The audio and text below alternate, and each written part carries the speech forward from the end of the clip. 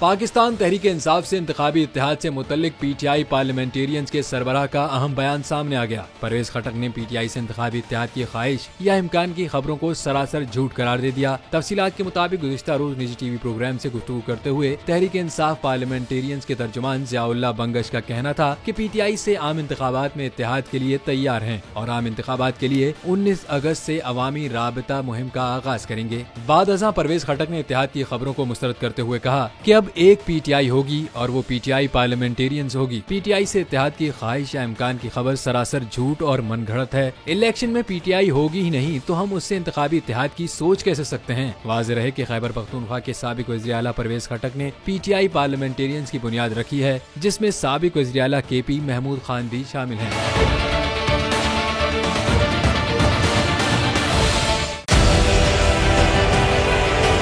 Digital loan scam, आवाम को कर्जों के जाल में फंसाकर लूटने वाले भेड़िए बेनकाब। बोल की काविशें बाराबर साबित हो गईं। ऑनलाइन कर्ज माफिया के गिर्द घेरा तंग हो गया है। बोल ने दिया अपने आवाम का साथ, उठाई इस स्कैम के खिलाफ आवाज। बोल की डिजिटल लोन स्कैम के खिलाफ आगाही मुहिम की सबसे बड़ी ट्रांसमिशन 59% आवाम ने देखी अपनी स्क्रीन पर, क्योंकि बोल है पाकिस्तान का नंबर 1 न्यूज चैनल।